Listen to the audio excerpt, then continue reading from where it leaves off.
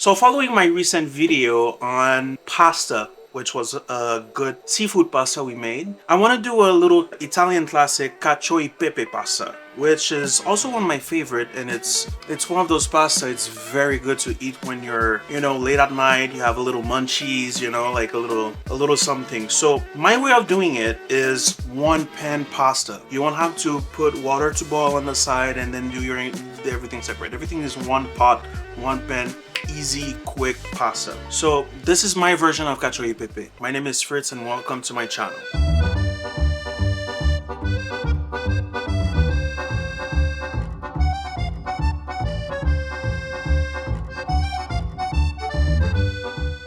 So let's start with black pepper. So we're gonna need a lot of black pepper. So get ready to start cracking. It's better to do it with fresh black pepper. If you don't have it, it's fine. And now what you want to do is, it's starting to smell already.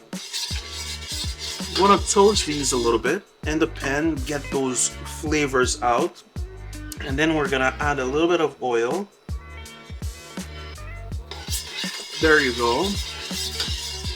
So my take on this pasta is actually to cook the pasta like you would do a risotto. So we're gonna add the pasta to the pan and we're gonna cook it with the peppers right away.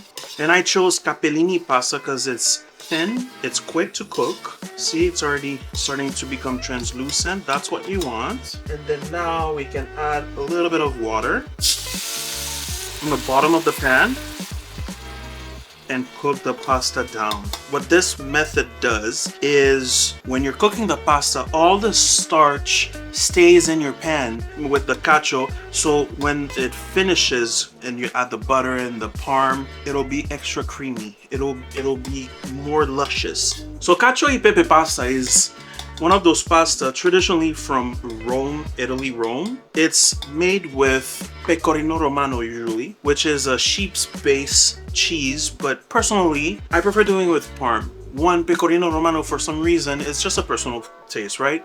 It numbs my mouth a little bit. So I don't know if it's because of the pepper or the mix of that cheese, but I prefer doing it with the Parmigiano. What it does also, the Parmigiano is a little bit more sweet, a little bit more nutty, less salty than the pecorino, and I like to control my salt. You would see that I didn't add any salt here yet. I will, bear with me. I just want to make sure that everything is well. We're not gonna add a lot of salt like we would usually do for pasta because there's not a lot of water, right? Little pinch. Like you would visualize and season a regular one portion pasta, a little pinch of salt is more than enough. Because remember, your salt is gonna stay in that same pan, so you don't wanna add a lot. So you can see right now, this is cooking away, medium-high heat. And this is one of those methods where you really want to continuously stirring your pasta to make sure it doesn't stick, it doesn't clamp up. Add a little bit more water. Like I said, we're almost treating it like we would be doing risotto. This is one of the simplest pasta. It's basically 3 ingredients: black pepper, butter, and your cheese, which is Parmigiano today. I remember this one night I was doing it with my brother. Then again, munchies. This was a midnight, and he was like, "Fritz, what the fuck are you doing? Why are you cooking in the pan?" I was like, "Chill." So I'm telling you right now, those who are gonna come for me, this is a good thing. Chill. Cook it in your pan. Don't overdo the water because you can't take it out. You want it to evaporate at a certain point.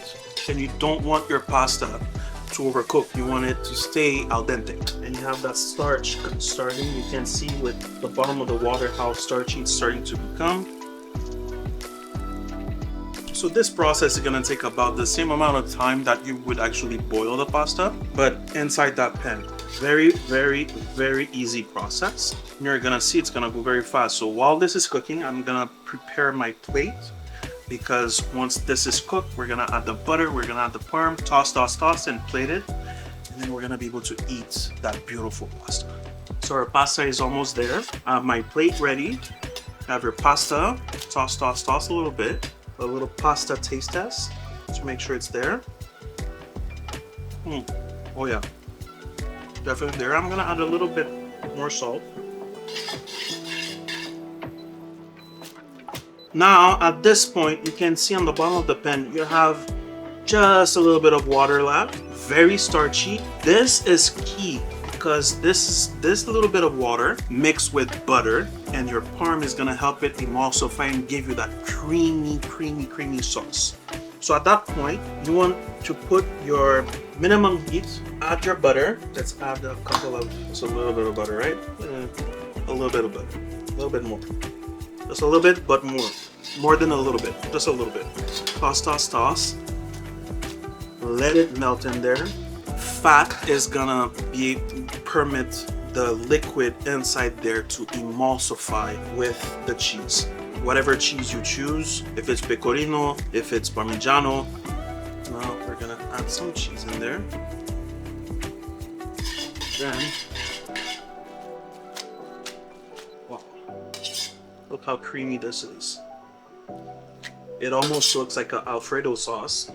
Almost. It's basically not far from it, but cacio e pepe. And then now, and that's it for this pasta. You don't need more. This is cacio e pepe, everyone. Let's add a little parm on top. Beautiful. Little touch of olive oil. And that's it. As simple as that. As easy and quick as that. It literally took like what, 5-6 minutes, guys. Let's get ready to have a bite. This is one of the easiest, quickest things you can ever possibly done, and very difficult to fuck up, but I hope you enjoy this recipe.